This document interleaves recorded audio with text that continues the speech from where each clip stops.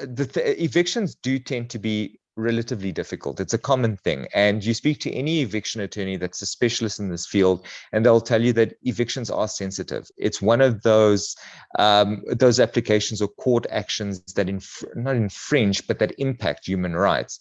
And the right to housing has always been a very sensitive issue with, like, in South African history. So obviously trying to deal with evictions and eviction orders is just as sensitive. So us as attorneys need to be sensitive. The judges need to be sensitive. And what you often find is the judges are very apprehensive to grant orders without full consideration. Sometimes overly so, and sometimes just right. But as opposed to some other forms of court processes, we do find that these are like the hardest orders. This and criminal law, for example, are examples of legal processes that are very difficult. So in criminal law, for somebody to be convicted, it takes a lot for the magistrate to actually grant that order. And with evictions, it feels very similar. It feels very difficult. So an example that we had today, and I suppose this is just important for clients to have that expectation. The matter was perfectly fine up until this point in time. No one had said anything. No papers had been filed. And our experience today was the attendance of the occupier. And this was tenanted. So it was by way of a lease agreement, so not a hijacked building. So it shouldn't have been anything complicated. And the tenant attended court. And at court, she brought her child. So it was virtual, but she attended court. She was in the courtroom.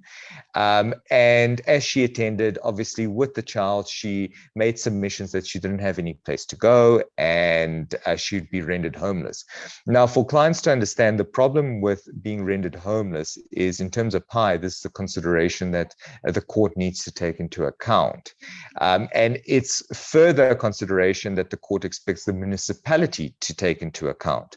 And this is sometimes where us and the clients have this disconnect, because from the client's perspective, absolutely makes sense. You're a landlord. There's a lease agreement. The person breached. They haven't paid. You're owner. You're also bleeding. You should be entitled to get your property back, and you've already waited so long. So it took us like a couple of months to get this thing before court, as it does. You have to file papers, you have to serve, you have to do the Section 42. It takes months to do.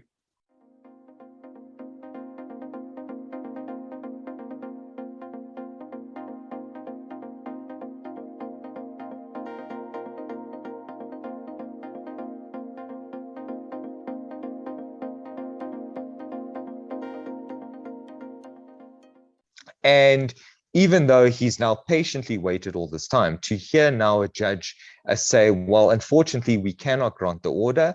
We expect further information from the municipality. This is the first submission the tenant has made that she's going to be rendered homeless. The court isn't comfortable granting this order, especially with a child, and it's a household headed by a woman. So these are considerations needs to take into account, and the court postpone the matter. And unfortunately, the reality is the date that the registrar gave us is somewhere in August. And that is unfortunately where we are. We have to go to the municipality. We have to get them to update the report and submit it again to court, serve it on the occupier, and take it from there. So it is unfortunately a reality. Not all evictions play out like that. And I mean, Nick, I think you'll agree. So 70% of the time, especially with tenanted evictions, tenants have no interest in going to court. So they fail to pay once or twice, but they're okay with that. As soon as you serve that application, they're out of the property. Sometimes they disappear overnight. So you find that 70%, that's the case. But unfortunately, in this specific instance, the client thought, oh, great, we get the order sheet, move out. And, maybe 10% of the time it gets to a point of difficulty where it gets postponed and you need to jump over more hurdles. But Nick, from your side, do you want to take the eviction problems from a different angle? Yeah, so I think it's important. One of the difficulties with the job that we do, and especially bringing eviction applications, is obviously it's in the best interest of the attorney to try and break down the eviction process as simply as possible. I know each of our respective officers have different ways of doing that, to try and break down and simplify what is a fairly complex process in legal terms, compared to a lot of other processes. And that's as a result of us having, PI, which affords the tenant some extra protections which we need to go through. But what needs to be remembered at the end of the day is, there's a judge that's sitting on the other side of this, and he's the one who's got to pronounce at the end of the day. And as much as we can demonstrate, well, this is the exact process that goes on. A judge has got to make a call, and a judge is a human at the end of the day, and things do come up, and judges do make decisions which they believe are in the interests of the court. Even if you have all of your ducks in a row and you've ticked off all the tick boxes, that's, I think, what you experience today is, you're sitting there, you're at the end, and you've done everything that's required to get your order at the end of the day. And unfortunately, there's a new factor which has to be taken into account, just because that is the way the court interprets it in the circumstances. That's not to say that the court is wrong in any way. That is the job of the court to look at all of the prevailing circumstances, and especially in light of the requirements of PI, to ensure that any of the factors which are prevalent in a particular matter are actually looked at in full by the court before it makes its ruling. And one of the important things here is especially from my side, is when you're addressing a tenant, when you're talking to a tenant, just make sure that you are keeping yourself, all of your correspondences with the tenant in ducks in a row. So I was speaking to Bruno earlier, and one of the experiences that I'm having this week is a matter where an eviction has been brought in the High Court. It was in fact granted, and subsequently the tenant has brought a rescission of judgment application. Okay. And they seek to have the order which was granted by the court set aside because it was granted in their absence. Okay. The basis is generally that the tenant says that there was certain verbal assurances which were made to the tenants during the time that the eviction had been brought, that the matter would not be persisted with, okay, or pursued to finality, and the parties would essentially come to some sort of settlement agreement outside of the attorneys which were being used in the particular matter.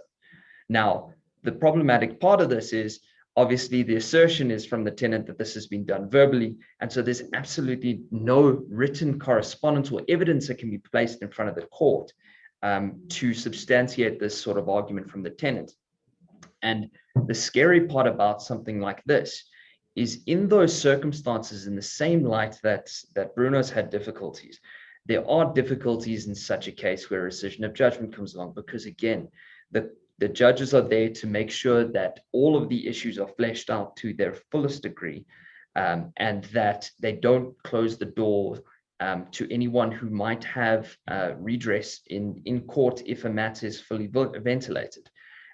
So be very careful. We know as attorneys that clients would like to use their attorneys as little as possible, because it means at the end of the day, you've got a little bit of a less of a bill coming your way. But please be very careful in your correspondences with tenants. Please make sure that if you are corresponding with them, you do have a written record. Try write or email as much as possible, just to make sure that you have clarified any of your positions that you correspond with the attorney and or with your tenant rather. And especially if you are in doubt as to something that needs to be said, some correspondence that needs to go to the attorney or to your tenant, make sure you use your attorney so that you don't prejudice your case at the end of the day. It will save you a lot of time and money if you get it right the first time and it doesn't come back at the end. That's not to say that rescission of judgments don't happen where you've been perfectly in line, but at least protect yourselves a little bit. It can save you a lot of heartache in the long run, I think. Absolutely. And I mean, I recall, and I mean, you've probably had this countless times. I recall having cases where you go through the effort, you're on the verge of eviction order, or you've got an eviction order, and unfortunately the landlord takes something to their own hands and they almost renew the occupation. Yeah. They enter into a form of an agreement where the tenant goes, well, it's a new lease agreement, so that previous eviction order is now moot because it doesn't apply. I'm now staying here on a new basis. And I've had cases where you've had to restart the entire eviction process. Yeah, 100%. And especially we've even had circumstances where, for instance, there's an ejectment which is done. A court order where an ejectment order is granted, and then some other level of rights of occupation is given subsequent to the ejectment. Yeah. And it is as harsh as your magistrate or your judge will say, but this is something new. Restart the process again. You can't use your old order. That's an absolutely, a breakage, process. You really don't want to get yourself there. And I suppose the difficulty is, you know what, like, I can't fault the landlord sometimes for even being kind, because a lot of those gestures that I've experienced is pure kindness, where the landlord thought that they were just, doing this person a favor. But bear in mind that your attorney is there to represent you. So we are not anti-kind. If you give us instructions and go, I want to be kind to this person, give him more time, we can do that. We just know how to do it so that it doesn't impact the executability of the order. And I suppose that's the key to it, is you can get, there's multiple ways of skinning a cat. The difference is the attorneys do it in a way that doesn't hurt you if something goes wrong and you need to go forward. And I mean, just open communication. We've had clients that in the middle of an eviction process passed transfer to somebody else, and once the tenant got wind of this, the entire eviction application collapsed because of ownership issues. So it's just like, keep that open communication. Remember, as soon as your attorney's on it, you need to actually be able to engage. If you're not engaging with the attorney, something could go wrong quite drastically. Yeah, 100%. 100%. Cool.